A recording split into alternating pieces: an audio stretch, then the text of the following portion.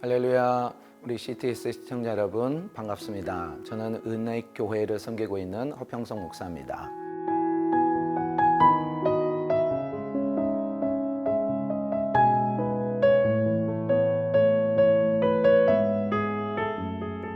베드로와 요한이 어느 날 기도하기 위해 성전 미문으로 올라갔다가 태어날 때부터 걷지 못했던 사람이 앉아있는 것을 지나가게 됩니다. 성령으로 충만했던 베드로는 아무도 관심을 갖지 않았던 이 사람을 향해 우리를 보라 하더니 영원히 기억에 남을 말을 했습니다. 은과 금은 내게 없거니와 내게 있는 것을 내게 주노니 나사렛 예수 그리스도의 이름으로 일어나 걸으라.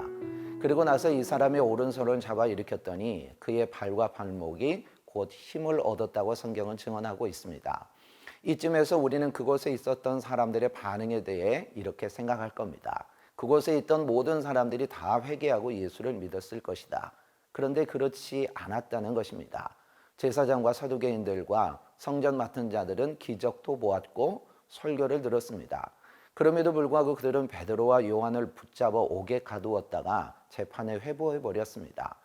본문을 보면 예루살렘의 권력자들이 정작 두려워했던 것은 베드로가 행한 안진뱅이를 일으킨 기적이 아니었습니다.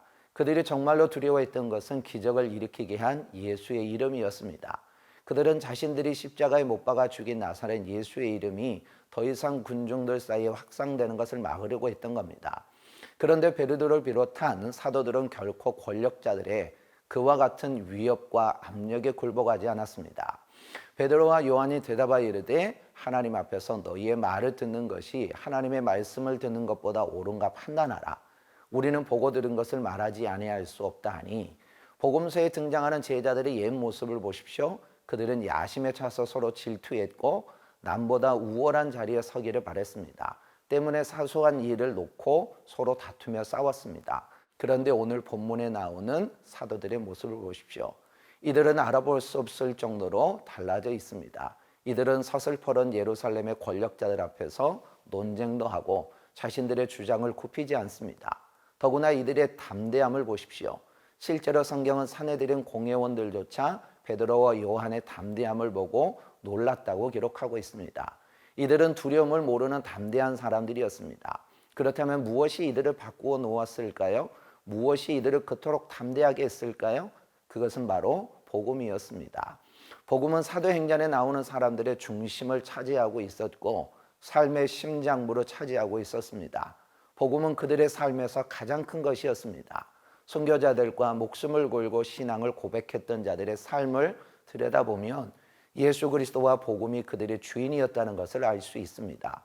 그들은 복음의 명령과 통제를 받는 사람들이었습니다. 복음이 그들의 삶 전체를 결정지었습니다. 따라서 만약에 여러분의 신앙이 단순히 삶의 주변에만 맴돌고 있다면 그 신앙은 결코 복음적인 신앙이 아닙니다. 철학이나 다른 가르침이라면 얼마든지 그럴 수도 있습니다. 그러나 복음은 주변만 맴돌도록 그렇게 내버려 두지 않습니다. 복음은 여러분의 모든 것을 그리스도 안에서 두는 것입니다. 그렇습니다. 예수를 주와 그리스도로 믿는 그리스도인이라면 누구나 이런 확신이 있어야 됩니다. 무엇보다도 그리스도인이 된 사람은 자신이 믿는 믿음에 대해 결코 변명하거나 모호한 태도가 없습니다. 자신이 전하는 메시지를 부끄러워하는 마음이 조금도 없습니다. 설령 이 메시지 때문에 내가 사람들에게 비웃음을 사고 불이익을 당한다 할지라도 말입니다.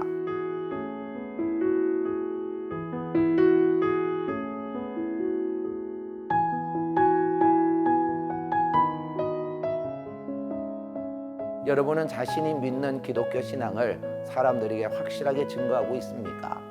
사도들을 비롯한 초기 그리스도인들은 수많은 핍박과 어려움이 기다리고 있었음에도 불구하고 복음을 크게 기뻐했습니다. 복음을 자랑했습니다. 그들은 예수 그리스도의 십자가 외에는 결코 자랑할 것이 없었던 사람들이었습니다.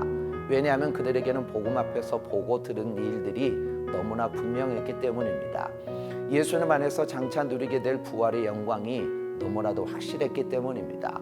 우리에게도 이런 확신과 담대함으로 나가길 소망합니다.